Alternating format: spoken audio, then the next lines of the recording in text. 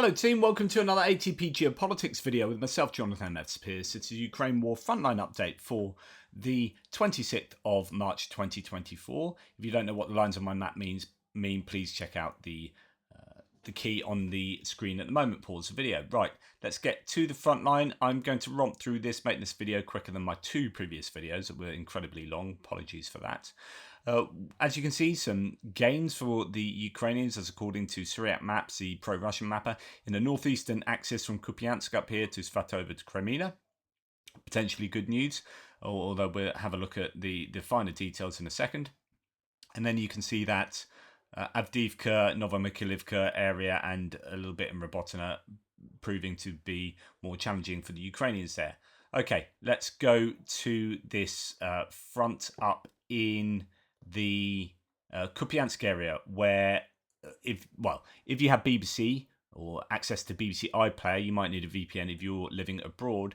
There was a really good documentary last night using body cam footage entirely, and some recording from back in their dugouts and back at their HQ from a unit that is based up there covering 500 meters around the railway line up here in the forests, I presume around Liman-Pashi and Sinkivka on the way to Kupiansk. Fascinating stuff, really worth watching. It must be horrific up there, as it is pretty much anywhere on the front line. Anyway, Ukrainians are fighting hard to maintain their positions there. According to Syriac Maps, you can see here that for the last 3 days, the Ukrainian army retook control over most of the northern part of Sinkivka, forcing the withdrawal of the Russian army toward the forest and the northern plantations. That is very significant, I think. It might be talking to this idea that I keep mentioning, that Syriac Maps is overconfident in the claims about how much land the Russians have taken. And here we have the Russians controlling the northern part of Sinkivka for ages, no other mappers agreeing to that, and then Syriac Maps then rejigging the map and saying that the Ukrainians have pushed back in the last 3 days, when the reality almost certainly was that the Russians were never there in the first place. Either that or the other two mappers are completely off-piste here and don't have a clue what they're talking about. Like, someone has been wrong, and it's more likely in this case to be the very overzealous mapping, the overconfident for the Russians mapping that Syriac Maps has quite often. Anyway, good news that this is confirmation that the Russians don't control that northern part of Sinkivka. I think that's very important. It'd be interesting to see what's happening here to the northwest of Sinkivka and whether the Russians do in fact control that area or not.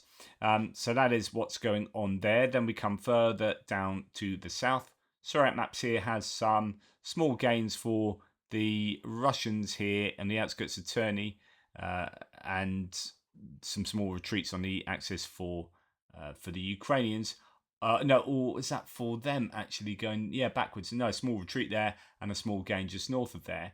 Now, I don't think this is on the mapping. Oh, yes, it is. Sorry, my mistake. Yes, it was that second Ukrainian gain, but actually it's a tiny little gain for the Ukrainians, pushing them back. And this is a genuine counterattack by all accounts of the Ukrainians pushing the Russians back there, and the Russians making some gains further to the north along this sort of gully riverbed thing that's going on there. We'll look at the topography, shall we, to see how raised it is. Probably not too much. Yeah, it's a very shallow valley, if you can call it that, with what looks like a sort of dry river going through there. It depends what time of year the footage is taken.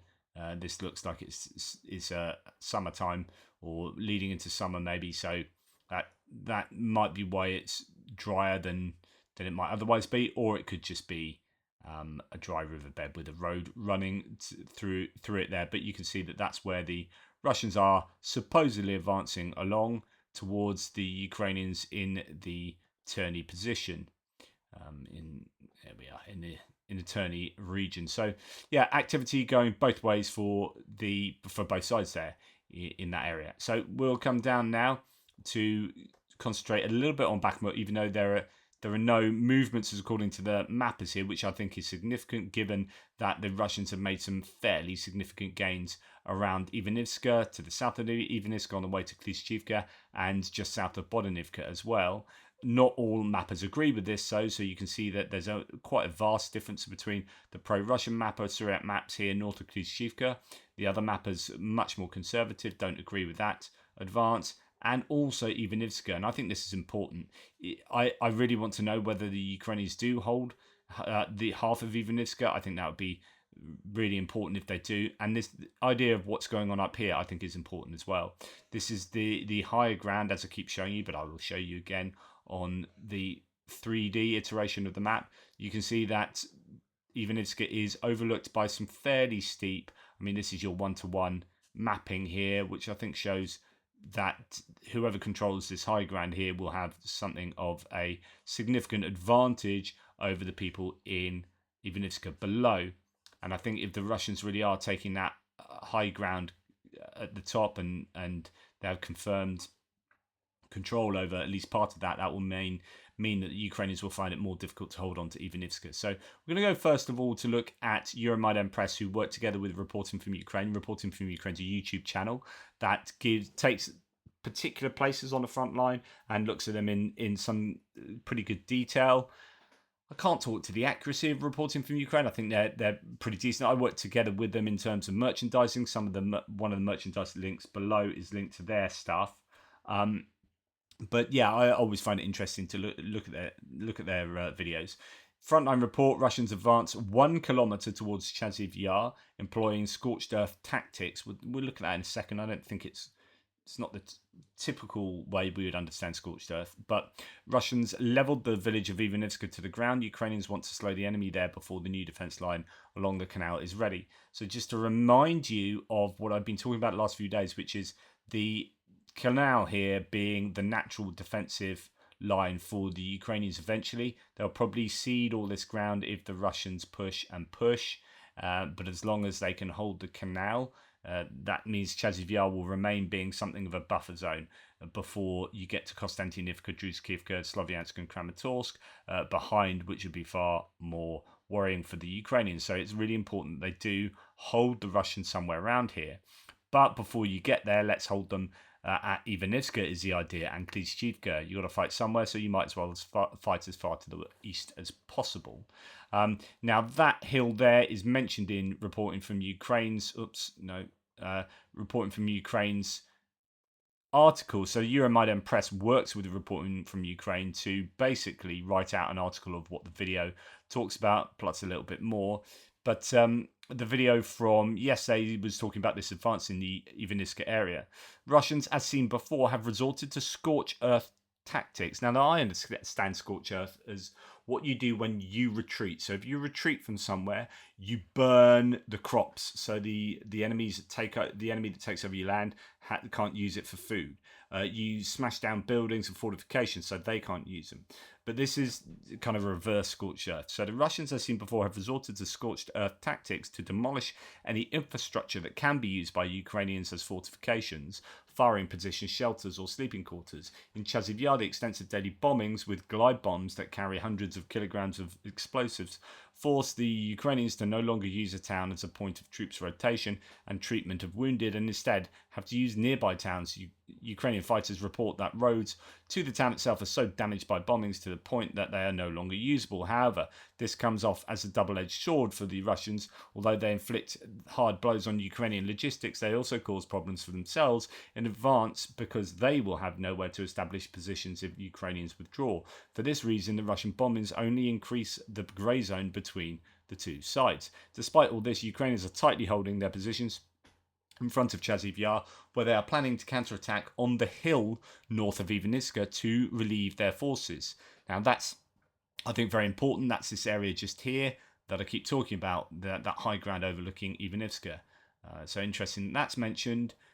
The goal of Ukrainian forces here is to delay Russian attacks long enough until defensive lines along the Tversky Donetsk Canal are ready to finally put the Russian offensive to a halt so that Ukrainians may gain the initiative and switch the course of fighting in their favour.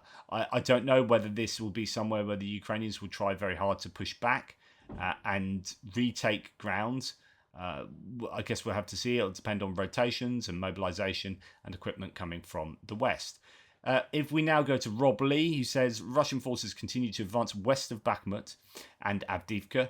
Note that Russia maintains a manpower advantage and continues to drop large numbers of UMPK glide bombs. These are the scourge of the Ukrainians, really.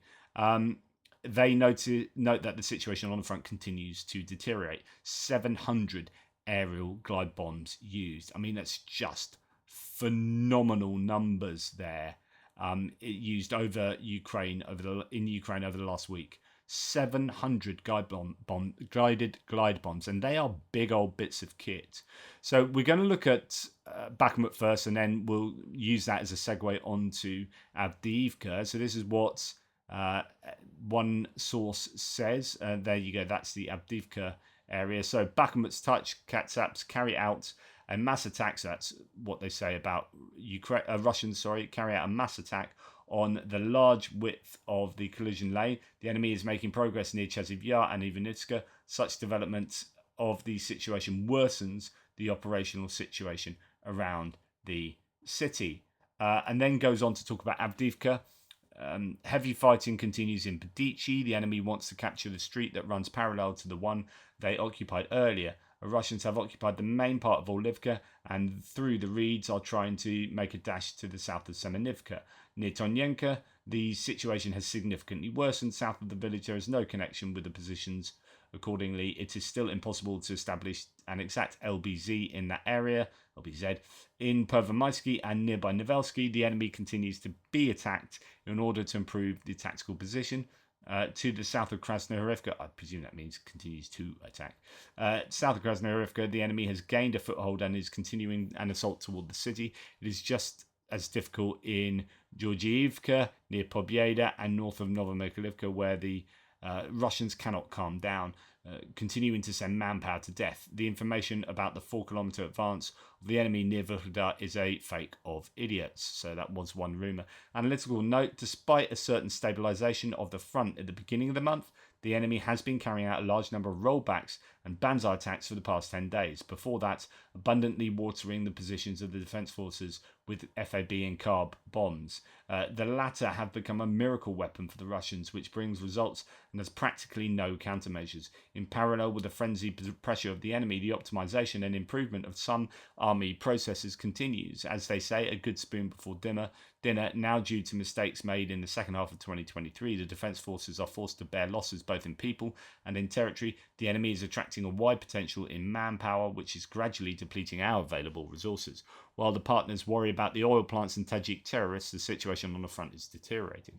So this is interesting. I was talking previously about the culmination for the Russians, and I still think that is essentially where the Russians are at. But I think, like I keep saying, they are throwing everything at the Ukrainians because it's now or never. If the Ukrainians start getting that artillery ammunition from the Czech initiative through and the ramping up of European production as well as weapons from Europe, then things will look more and more favourable for Ukraine.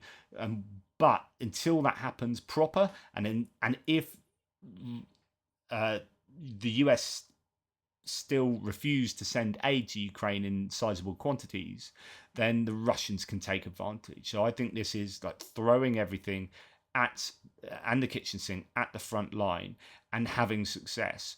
The Ukrainians don't have the ability to put up too much resistance. They have limited resources, limited manpower, limited ammunition, limited energy and morale. Everything is challenging for the Ukrainians at the moment, and the Russians will know that, and so they will keep pressuring. And although there are claims that they're going to build up 2 more armies out of who knows out of whom, they're not there yet, and I think they would have trouble training and equipping them. So I think the Russians probably are running short, but where they're not running short, and this is what is enabling them so much in so many different places, these aerial guided glide bombs. They appear to have no shortage of these. So where they might be running a little bit lower on infantry fighting vehicles, where tanks are getting attrited at unsustainable levels, it appears that the Russians are able to use phenomenal amounts of UMPK, of these carb bombs, to fire them off from 70 kilometers back or wherever they are, and then absolutely hammer the front line, and they seem to be using these with impunity. This is the single biggest challenge for the Ukrainians at the moment, in my opinion. And I really do advocate the risky use of air defense systems being brought forward to hammer some Russian planes and stop them from doing that. And it is these bombs. 700 were released last week, or this last week. That's a phenomenal number that is just hammering the Ukrainian positions. And these are much bigger bits of munition than an artillery shell or a mortar bomb, and a drone, an FPV drone. And so when fortifications and trenches and dugouts get hit with those, they don't survive. They get absolutely blown to smithereens. The Ukrainians really need to be working on how to solve that issue. And that is, I think, underwriting Russian success at the moment. If you took away the guided glide bombs, if the Russians did not have them, right, for the last 3 months, imagine they didn't exist, Russians didn't have them, or at least you could even say 4 months, 4 or 5, going back to sort of October last year when they started attacking Avdiivka. So that moment, if you take it from then that the Russians didn't have the use of those bombs, I don't think the Russians would be remotely where they are now. I think they are the really yes, we can talk about lack of Ukrainian ammunition, but that ammunition wouldn't have shot those planes down. That's like stopping the ground assaults moving forward. I think it is a component of these two working together in combined arms initiatives. But I tell you what, they didn't have those guided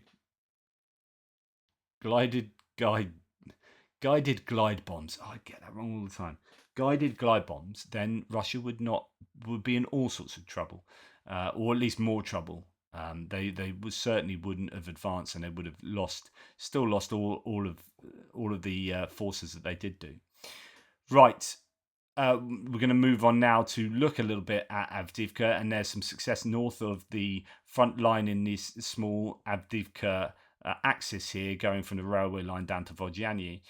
We have an improvement north of Badichi, and I think this is a bit of a problem. This would be my biggest worry in the Avdiivka area, because as I've told you many times, this is high ground behind the river, but the river goes as far as, well, really, it sort of runs out here, and then you've got farmland to the railway line.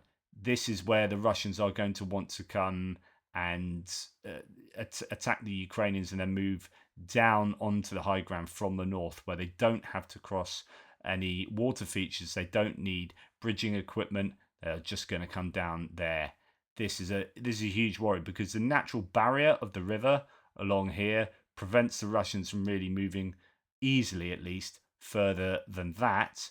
And so it's all about taking advantage of this area. And it's why I think the Ukrainians were pushing back over here, because I think they recognized that the Russians could push northwest here and then fall down. Well, that seems to be what they're doing there. So my opinion would be that Ukrainians definitely need to stop that if that has happened. But it could just be a typical Surat maps showing some map changes as a result of a repelled Russian attack. It might not be a repelled Russian attack, I don't know. Situation west of Avdiivka, the Russian army began advancing north of Badichi and reached the small pond adjacent to the locality. So that would be certainly an area to watch going forward. Right, then when we come down to Krasnohorivka, no changes to the mapping there. Some changes north of Novomikhailivka for Surat maps, where the Russians have made some small advances in the area just to, northern parts of Novomikhailivka itself, and then in the fields north of there that were once pretty well fortified and defended by the Ukrainians. But as the Russians have moved slowly north of there and south of there, these places become slightly less tenable. Right, we're going to move on past Vuhledar, past Velika Novosilka, and come to Robotyne, where again Surat Maps is showing some advances south of Robotyne, and they have this, what I call the Alien's Head, and the trenches to the east of there, firmly under Russian control. The other mappers don't have that in a grey zone or manned by Ukrainians still. So there's another significant difference between the mappers both here and around Verbove, both to the west of Lvovs and northwest of Lvovs, particularly around the Surovikin line, where there's some difference of opinion as to who controls the first part of the Surovikin line there. The Ukrainians, one of the rare areas where they breached that line and got over it, and yeah, there's still some difference of opinion there. Anyway, that's enough for you guys to be getting on with. That's Frontline update. It's a bit of a mixed bag of nuts, but the Russians generally are still going to be pressuring as much as they possibly can at the moment. Strike, as I say, while the iron is hot. Thank you for watching. Please like, subscribe and share. Really appreciate your support. Take care and I'll speak to you soon.